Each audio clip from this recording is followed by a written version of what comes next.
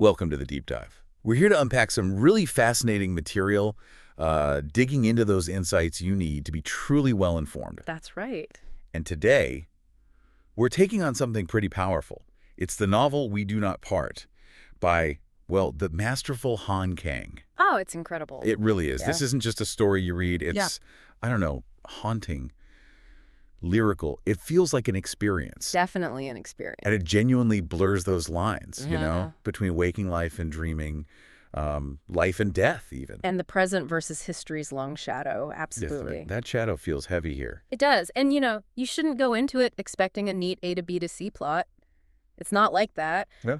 Kang works differently. She immerses you in these moments filled with a really profound silence, lots of snow. So much snow.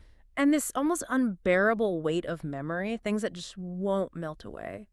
So yeah, it's about atmosphere, but it's also this deep dive into how history and our emotions are just completely tangled together. And right at the center of it all is Kunka.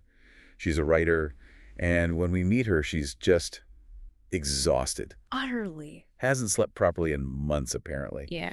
And she's plagued by these really vivid, unsettling visions. Yeah, tell us about those. Well, it's endless snow, just falling and falling, covering everything. Dark tree trunks that feel like they're watching. Silent witnesses. Exactly. And this constant, strange feeling of being watched. It's like the snow itself is keeping score, you know? Mm-hmm. What really struck me, though, is that these aren't just random images floating around in her head. No, you're absolutely right. And Kang makes that clear. They're not random at all. So where do they come from? Well, they started years before, directly tied to this intense research Kinga did for another novel, a novel about a massacre, one that happened decades ago, a time when, well, countless lives were just taken, buried under layers of fear and silence. Wow. And even though she finished that project, the images, they just never left her. They became this, like, uninvited nightly thing, rooted deep down. So it connects straight away to that idea of witnessing, doesn't it? Immediately. It's one of the core themes. Memory, especially traumatic memory, it refuses to stay buried. It actively shapes her present, just like the snow in the book. So she's been struggling with this internally, feeling quite isolated for months. And then, bam, one winter morning, a message arrives. Urgent. Right. It's from Inseon, who was her closest friend back in university. Okay. Inseon's had a terrible accident. She's hospitalized on Jeju Island. And the message asks Hyunga to come right away, but not for Inseon herself. For what then? To save Inseon's pet bird, Amma. A bird. Wow, that's unexpected. Isn't it such a catalyst? Seems so simple on the surface, but it kicks everything off for Hyunga. Yeah. So our mission today really is to unpack how this seemingly straightforward errand turns into this incredibly profound journey. Right into the heart of things. Exactly. Into friendship, historical trauma, and those really fragile but somehow enduring threads that connect us all. And that journey to Jeju, it immediately feels like crossing a threshold, doesn't it? Into another kind of reality. Totally. The snow is falling so heavily, the horizon just vanishes. The world becomes this sort of shapeless, soundless, white expanse. Yeah, which straight away signals we're entering what you might call a liminal space. That in-between zone. Exactly. Unsettling. Yeah. Where boundaries get blurry and the normal rules, they start to bend a little. Even on the ferry over, the description of the wind. Oh, yeah. Relentless. Like it's pushing her forward, but also maybe whispering warnings about what's waiting for her. That sense of being in between, even before she gets there, it's so strong. And as she travels, her mind keeps going back, right, to her history with Inseen. Naturally. Remembering student days, smoky cafes, late nights talking about art and books. Building that connection for us. And they even had this shared idea years ago for a memorial called We Do Not Part. Ah, the title. Yeah. Rows of blackened tree trunks rising from snow. Silent markers. They never actually made it, but the idea, like their friendship, it just stayed there under the surface, waiting. That's beautiful foreshadowing, isn't it, of how deep that connection runs. It's clearly a central pillar enduring beyond just being physically together. Definitely. So by the time King Kai actually gets off the ferry, the storm's even worse. Oh, intensified. Snow is piling up, the air feels heavy, pressing down. And she starts this long walk to Inseon's house, which is pretty isolated. And the path is just vanishing under her feet as she goes. Yeah, as quickly as she makes it. This physical struggle, it really mirrors the internal struggle, doesn't it? Navigating this unfolding mystery and the weight of what's coming. Absolutely. It's a perfect parallel. So she finally reaches this small house. Yeah. And the silence inside is, well, almost unbearable. Heavy silence. Power's out, it's freezing cold, shadows everywhere.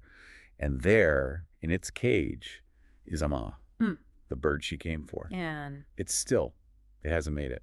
So Kunga carefully takes the tiny body, puts it in a tin box she finds, and buries it outside, under the snow.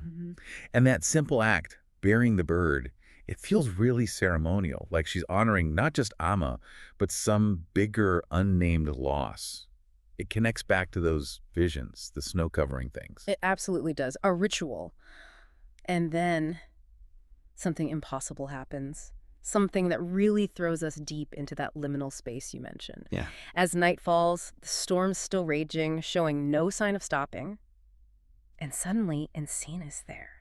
In the house. Wait, Encina, but she's in the hospital. Exactly. But there she is, pale, strangely calm, holding this stack of documents. Testimonies, letters, historical records, and she starts sharing them with Kunga, talking about the Jeju massacre. The subject of Kunga's original research. The very same. A time when neighbors turned on neighbors, families vanished in the night, their bodies hidden, unmarked graves. Oh, wow. And Kunga's just listening to this. Feeling the immense weight of every word pressing into her. These aren't just abstract facts anymore. No, they're living memories. Exactly. Survivors, descendants, each testimony is like a fragment of something shattered, carrying generations of grief. Which brings that theme of witnessing right to the forefront again. Powerfully. And the storm outside feels like it's mirroring the storm inside Kunga's mind as she takes all this in. It's overwhelming just hearing about it. And this is where time itself just warps, completely unravels. How so? Kunga genuinely can't tell if she's awake or dreaming anymore. Is Inseon really there? Or is she still miles away in a hospital bed? That blurring again. Totally. Sometimes Kunga feels like she's sitting by the fire with her friend. Other times she feels like she's outside, struggling through the snow, following a voice she can barely make out. Kang deliberately makes it ambiguous. Oh, absolutely. It creates this powerful sense of that liminal space where reality and memory just bleed into each other. And it forces you, as the reader, into that same unsettling state. You're right there with Kunga, questioning everything. So days pass. Or maybe just hours.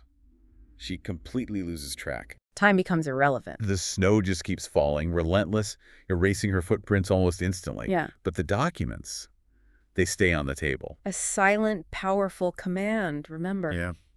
And in this strange in-between state, life and death, they aren't really separate anymore, are they? Not at all.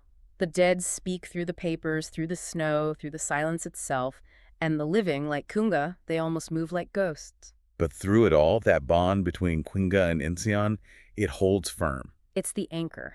Unbroken, unchanged by distance, by circumstance, even by, well, by whatever state Inseon is actually in. It holds steady in that shifting reality. Until finally the storm clears. At last, the world outside is suddenly glittering. Sunlight on pristine snow.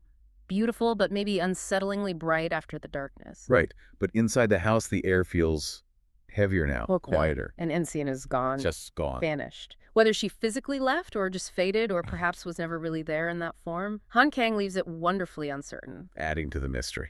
Exactly. But her presence lingers. You feel it.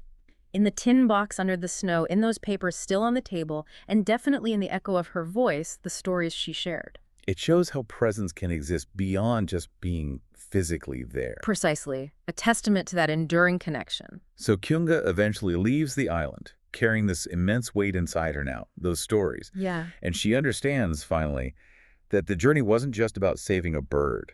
It was about safeguarding memory itself, bearing witness. Witnessing lives that history tried so hard to erase. What a transformation for her, fulfilling the very mission we talked about at the start. Absolutely. So thinking about this whole journey Kunga goes through in We Do Not Part, what are the big takeaways? What lasting insights can we pull from this really unique novel?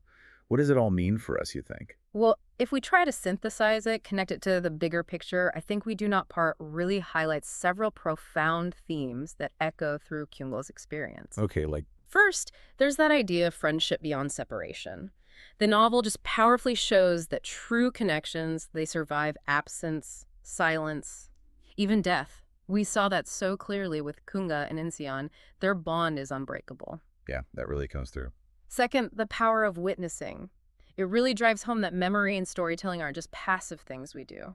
They're active, vital acts of resistance, especially against the erasure of historical trauma. Like Kuma's research and then her encounter with the documents on Jeju. Exactly. Third, nature as memory.